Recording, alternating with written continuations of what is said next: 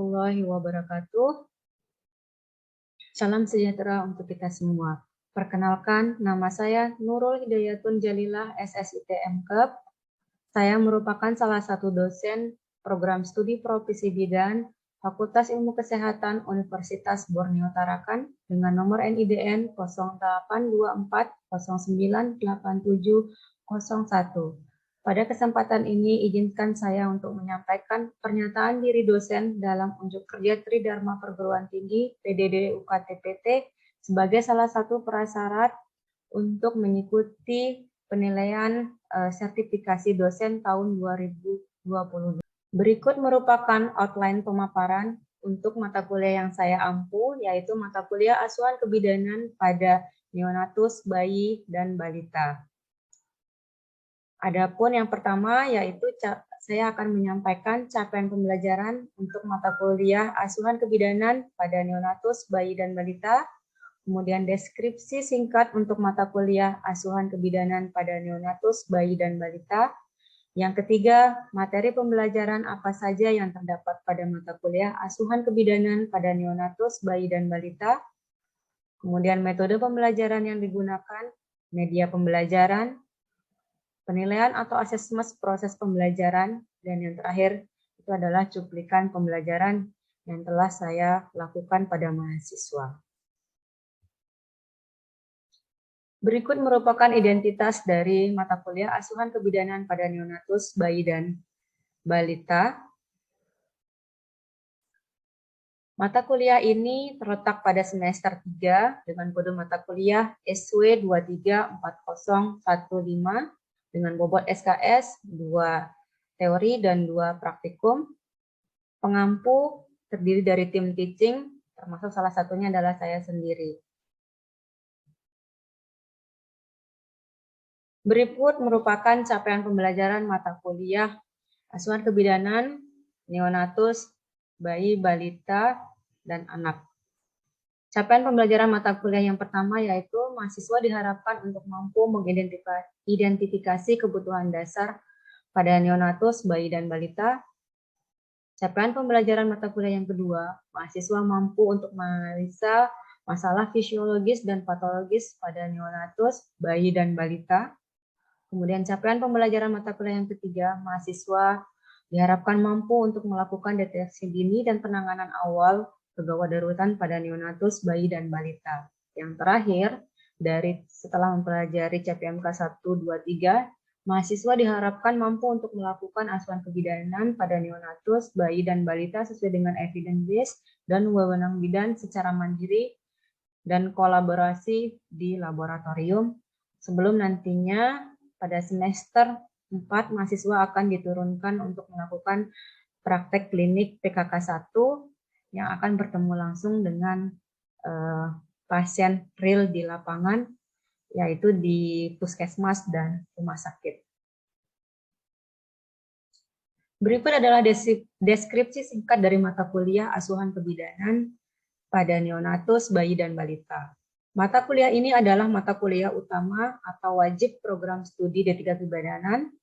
Setelah menyelesaikan mata kuliah ini, mahasiswa diharapkan mampu untuk melakukan asuhan kebidanan pada neonatus, bayi, dan balita secara mandiri dan kolaborasi. Adapun kajian dalam mata kuliah ini adalah tentang kebutuhan dasar neonatus, bayi dan balita, kemudian ada termoregulasi, nutrisi pada neonatus, bayi, dan balita, evidence base pada neonatus, bayi, dan balita, kemudian ada keterampilan dasar dalam asuhan neonatus, bayi, dan balita, tanda-tanda bahaya untuk neonatus, bayi, dan balita, serta manajemen asuhan neonatus, bayi, dan balita. Pelaksanaan pembelajaran menggunakan metode kuliah, tutorial, dan praktikum laboratorium, serta penugasan mandiri. Adapun materi pembelajaran pada mata kuliah asuhan kebidanan neonatus, bayi, dan balita, yang pertama yaitu adaptasi fisiologis neonatus, bayi, dan balita. Diharapkan dengan mengetahui fisiologis dari neonatus, bayi, dan balita.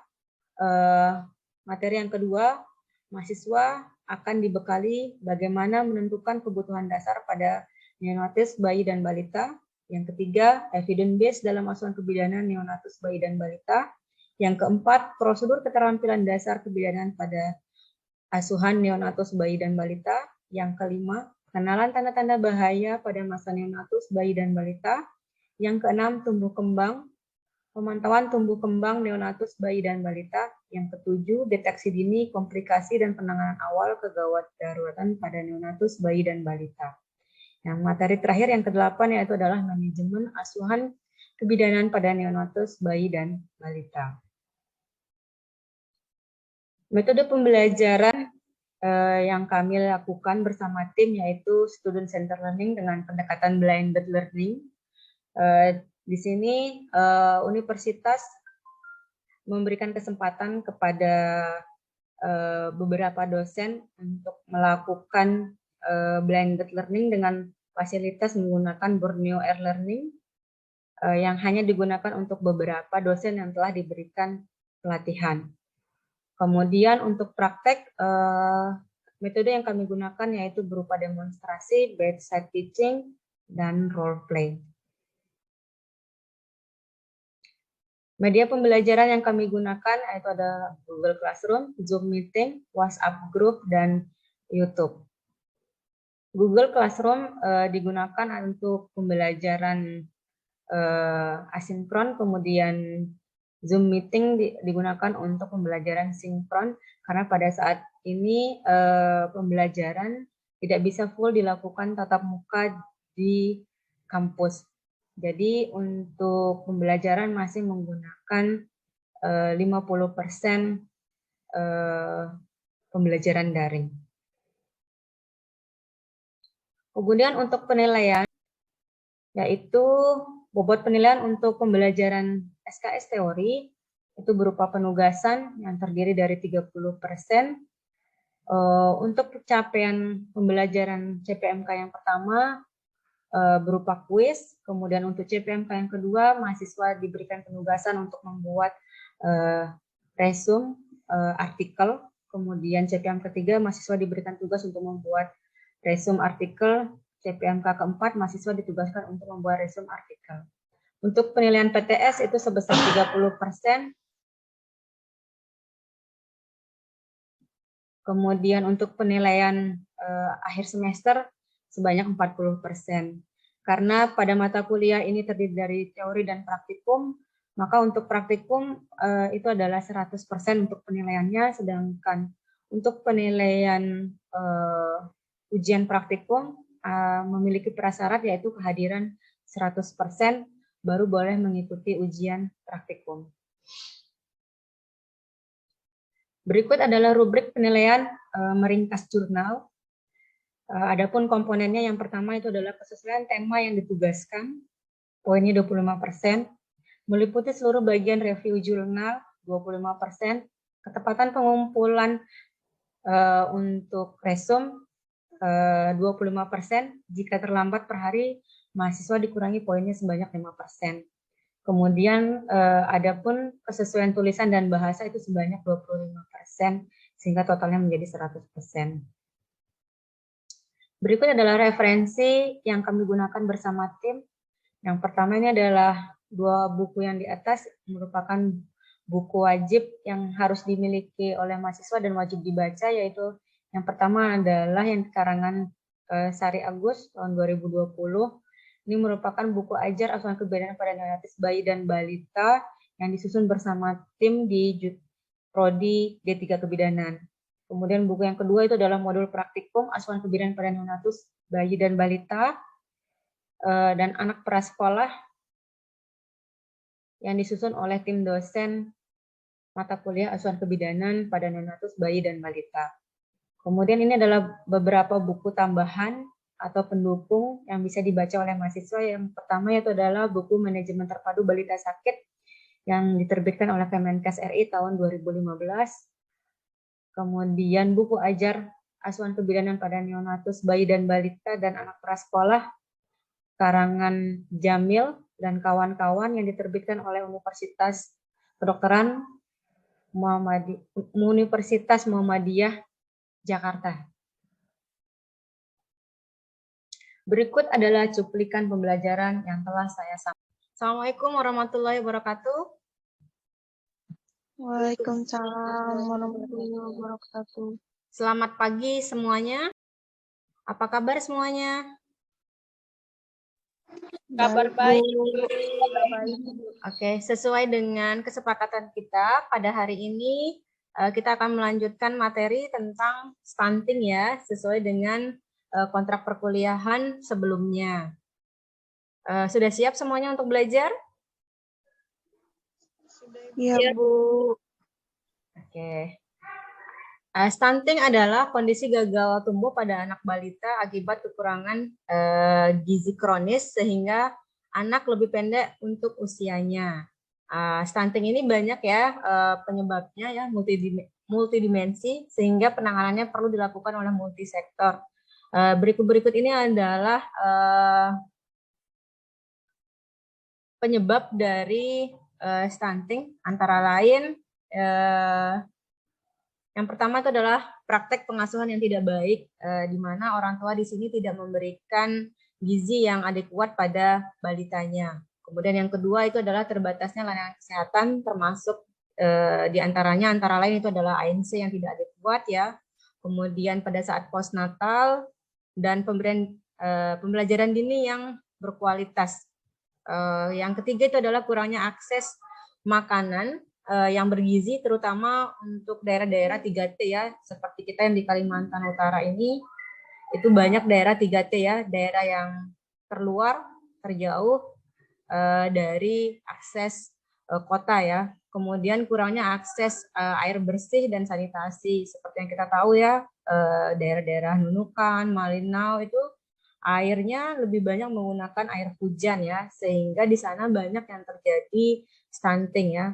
Kurang lebih di Nunukan itu ada 10 lokus atau daerah yang memiliki balita stunting secara nasional. Ini adalah ciri-ciri dari stunting ya. Yang pertama itu adalah pertumbuhan yang melambat, kemudian wajah tampak lebih muda dari usianya, kemudian tumbuh giginya menjadi lebih lambat daripada usia anak normal, kemudian pada usia 8 sampai 10 tahun anak menjadi lebih tidak banyak melakukan kontak mata ya terhadap orang-orang di sekitarnya. Kemudian pertumbuhan IQ-nya menjadi lebih rendah daripada anak seusianya. Sampai di sini paham adik-adik? Paham, Ibu. Paham, Bu. Ada yang ditanyakan? Lanjut ya. Ini adalah gejala stunting ya, berat badan tidak naik dan cenderung turun. Kemudian tinggi badan anak lebih pendek dari usianya. Anak lebih mudah terkena infeksi, kemudian proporsi tubuh cenderung normal, tetapi anak tampak lebih muda atau lebih kecil dari usianya.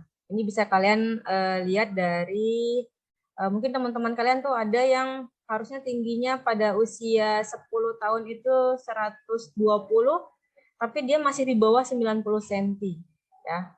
Itu adalah contoh anak yang mengalami stunting.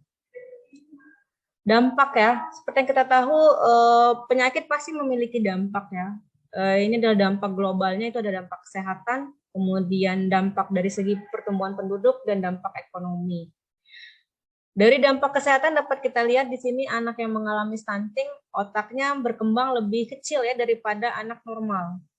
Kemudian mereka lebih banyak mengalami gangguan metabolik ya pada saat dewasa, seperti resiko mengalami obesitas, kemudian resiko mengalami stroke, penyakit jantung.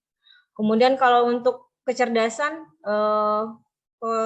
kecerdasannya lebih banyak menurun ya daripada anak yang biasa.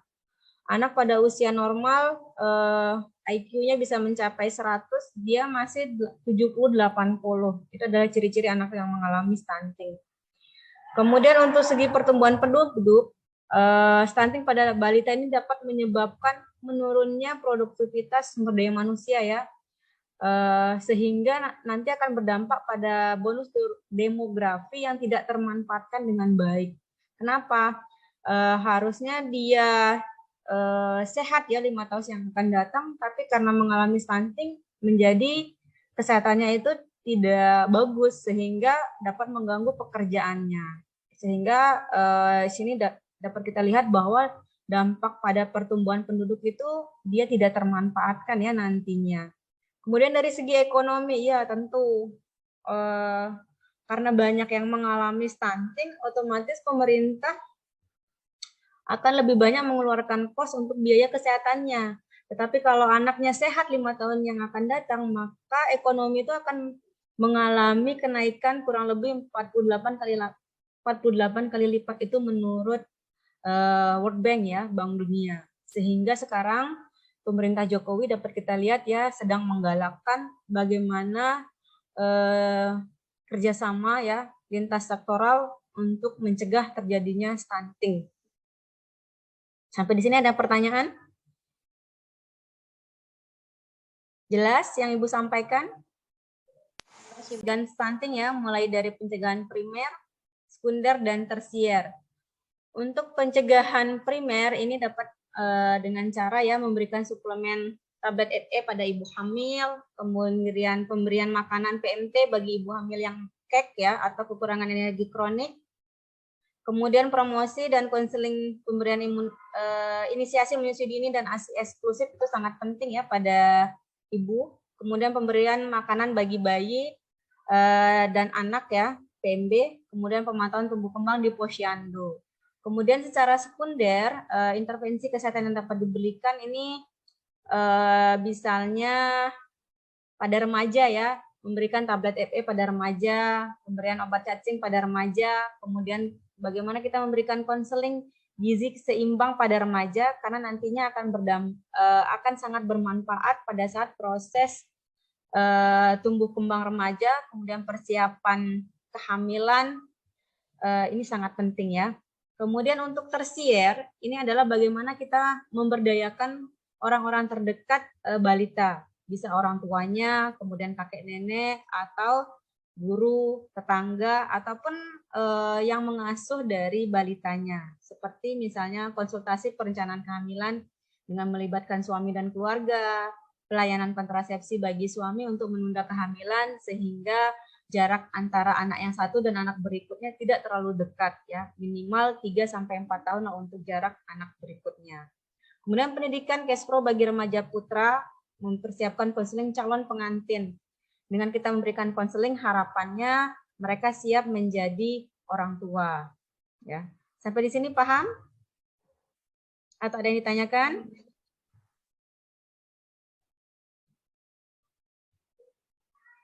Oke, sebelum kita kuis, ada yang ditanyakan? Karena sudah materi yang Ibu sampaikan sudah habis. Silakan yang mau bertanya. Silakan yang mau bertanya. Ibu berikan kesempatan. Baik, Bu. Saya Fiona ingin bertanya. Silakan, Fiona. Bagaimana penanganan stunting yang dapat dilakukan oleh bidan? Oke, pertanyaan yang bagus ya, Fiona. Ada yang mau bantu jawab? Teman-temannya mungkin tadi yang menyimak.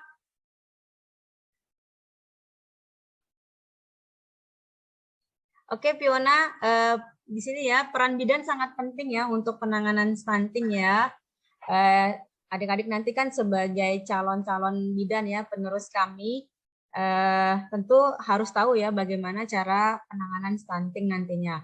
Yang pertama misalnya memberikan penyuluhan atau KIE kepada orang tua, bagaimana cara memberikan nutrisi yang baik kepada balitanya, terutama balita yang belum mencapai umur 2 tahun, sehingga nanti harapannya setelah balitanya mencapai umur 5 tahun ke atas itu dapat mencapai pertumbuhan anak-anak seusianya, minimal tinggi badan dan berat badannya bisa normal pada usia tersebut. Sampai di sini paham, Fiona? Baik, Bu. Paham. Terima kasih, Ya, Bu. contoh makanan bergizi itu bisa dilihat nanti di buku pinknya ya, ada nanti. Kemudian anjurkan juga keluarganya untuk melakukan posyandu secara rutin untuk mengetahui tinggi badan dan berat badan anaknya. Minimal 1 kali dalam sebulan, sehingga terpantau kecukupan gizi anak tersebut. Paham, Fiona? Yang lainnya bagaimana? Paham semuanya? Paham, Bu. Paham, Bu. Oke, kan ada lagi yang mau bertanya sebelum Ibu akhiri? Atau Ibu bertanya satu ya, apa itu stunting tadi? Ayo, apa yang dimaksud dengan stunting? Jum, dibuka mic-nya Jum. Apa stunting Jum? Stunting adalah anak yang tumbuh yang pendek tidak sesuai usia. Oke, Putri. Apa ciri-ciri stunting Putri?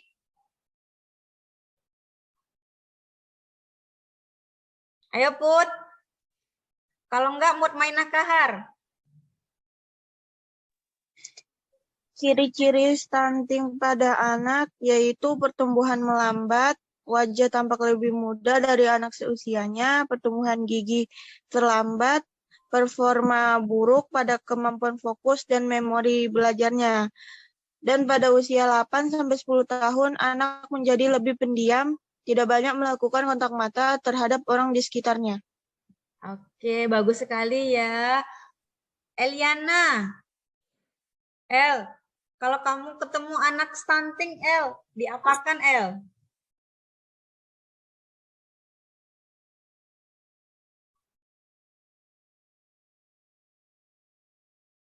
Coba dibuka mikrofonnya El.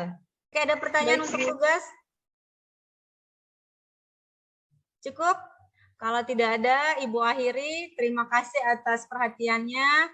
Silakan melanjutkan aktivitasnya. Semoga hari ini bermanfaat. Assalamualaikum warahmatullahi wabarakatuh. Waalaikumsalam warahmatullahi wabarakatuh. Assalamualaikum warahmatullahi wabarakatuh. Perkenalkan, nama saya Nurul Hidayatul Jalillah, SSITMK.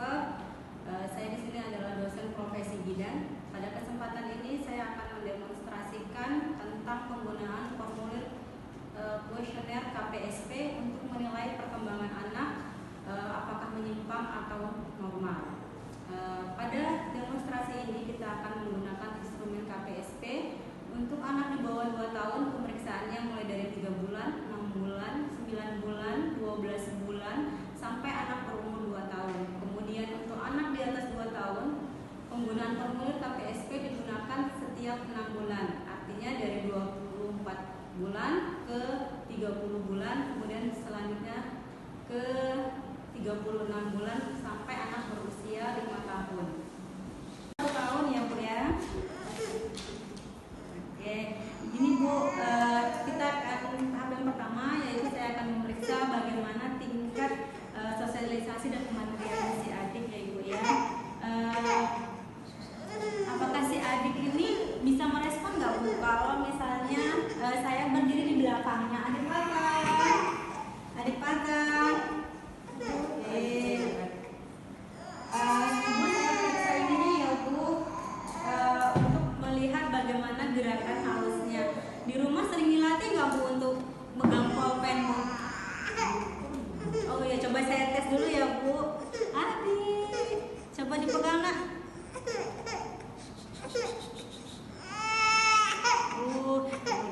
Ini perlu dilatih terus ya Bu ya, untuk memegang pulpennya ya Bu ya.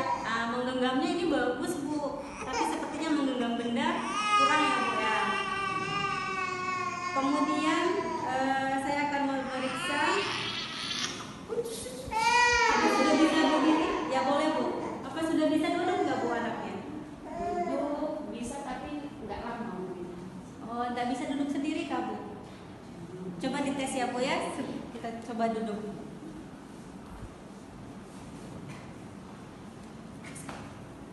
Sampai bidan dulu ya sayangnya. Sayang. Sayang. Duduk ya nak ya. Coba Ibu bidan lihat ya.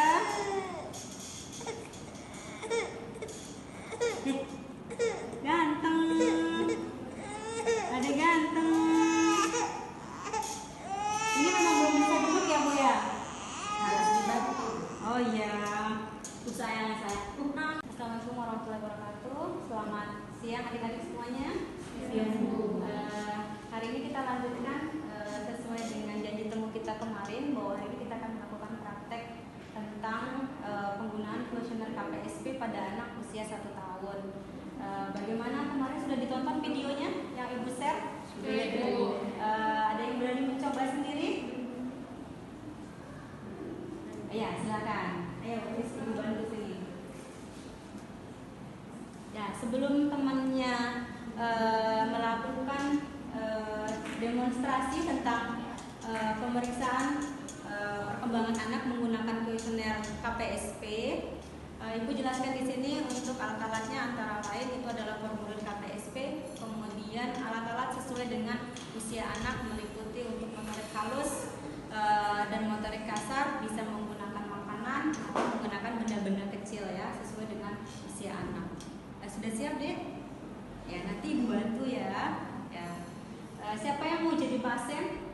Seorang ibu. Ya, silakan. Baik Ibu, hasil pemeriksaan yang telah saya lakukan tadi, anak Ibu mengalami penyimpangan dengan skor di bawah 5. Jadi saya menyarankan Ibu melakukan rujukan ke rumah sakit dengan fasilitas yang lengkap. Apakah Ibu bersedia? Baik Ibu, tidak bersedia. Kalau boleh tahu penyimpangannya apa ya Bu Bidan? Penyimpangan dari anak Ibu yaitu tidak bisa duduk dan tidak bisa bicara, sehingga anak Ibu perlu dilakukannya. Oke, terima kasih ya. Tadi sudah mencoba. Bagaimana perasaannya? Bisa untuk melakukan pemeriksaan nanti pada saat real turun ke lapangan? Bisa. Dari yang Ibu lihat tadi itu sudah bagus ya. Kontak mata dengan pasien tolong nanti dijaga ya Kak. Jadi dilatih terus bagaimana melakukan komunikasi yang baik terhadap pasien ya, kemudian bagaimana berkomunikasi terhadap bayinya. Apalagi kalau bayi kan dia tidak bisa diam. Jadi kamu harus latih bagaimana kontak dengan ibunya dan kontak dengan balitanya sehingga pemeriksaan yang dilakukan dapat berjalan sesuai dengan yang diharapkan. Bagaimana, paham? Oke, terima kasih ya. Lain kali dicoba terus